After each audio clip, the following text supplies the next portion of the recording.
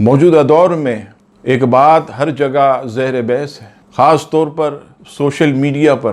بہت زیادہ یہ معاملات چل رہے ہیں۔ امام مہدی کا ظہور ہونے والا ہے۔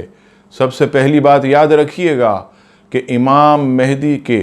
ظہور سے قبل احادیث میں نبی پاک صلی اللہ تعالیٰ علیہ وسلم نے کئی نشانیوں کا ذکر کیا، اور جب تک وہ نشانیاں ظاہر نہیں ہوں گی امام مہدی رضی اللہ تعالیٰ عنہ جو ہے وہ ظہور نہیں فرمائیں گے۔ اور یہ بات یاد رکھیے گا کہ بعض ہو سکتا ہے کہ کئی لوگوں کا اس معاملے میں ان چیزوں کو پھیلانے کا مقصد یہ ہو کہ کوئی امام مہدی کو لا کھڑا کریں، تو ان لوگوں سے آپ جو ہے ہوشیار رہیں اور ان نشانیوں پر غور کریں۔ سب سے پہلی نشانی سنن دارقطنی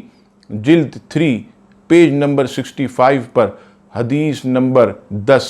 نقل ہے۔ حضرت محمد بن علی رضی اللہ تعالیٰ عنہ سے روایت ہے کہ امام مہدی کے ظہور سے پہلے 2 نشانیاں ایسی ظاہر ہوں گی جو کہ آسمان و زمین کی پیدائش سے لے کر اب تک ظاہر نہیں ہوئی ہیں۔ پہلی نشانی یہ ہے کہ ماہ رمضان کی پہلی تاریخ کو چاند گرہن ہوگا، اور دوسری یہ کہ اسی ماہ کے درمیان میں سورج کو بھی گرہن لگے گا۔ جب سے رب تعالیٰ نے زمین و آسمان پیدا فرمائے ہیں، چاند سورج کو اس طرح کا گرہن کبھی نہیں لگا۔ اب آئیے دوسری جو ہے روایت کتاب الفتن حدیث نمبر 64 نعیم بن حماد نقل کرتے ہیں کہ حضرت کعب رضی اللہ تعالیٰ عنہ نے فرمایا کہ امام مہدی کے ظہور سے پہلے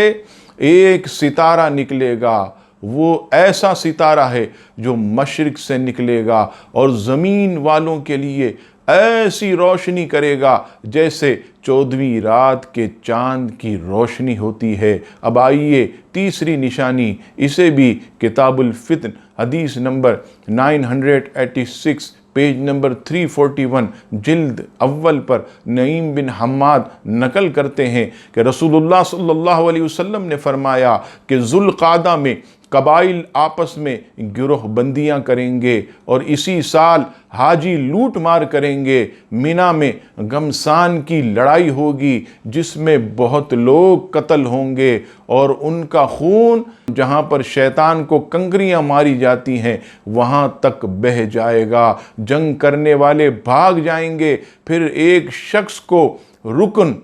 اور مقام یعنی مقام ابراہیم کے درمیان لایا جائے گا اور اس کے ہاتھ پر بیعت کی جائے گی، وہ حضرت امام مہدی ہوں گے۔ اب آئیے چوتھی نشانی، وہ بھی کتاب الفتن اور صفحہ نمبر 334 اور 333 پر نعیم بن حماد پہلی جلد پر نقل کرتے ہیں کہ حضرت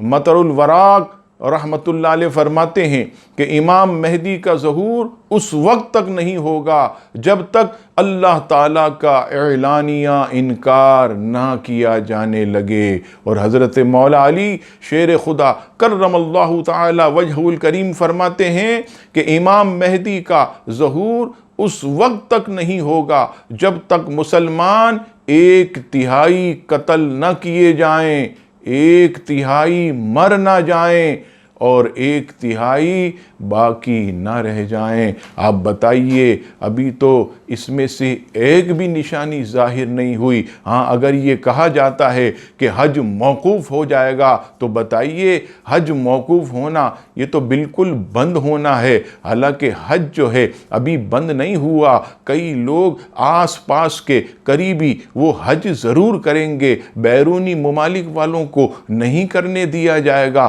تو اس سے موقوف کا حکم تھوڑی لگتا ہے۔ تو یاد رکھیے گا ابھی کئی نشانیاں باقی ہیں، اور یہاں سب سے آسان بات میں یہ کروں کہ امام مہدی اس وقت آئیں گے جب پوری دنیا مسلمانوں کے لیے زمین تنگ ہو جائے گی، خوب قتل و غارت گری، اور انسان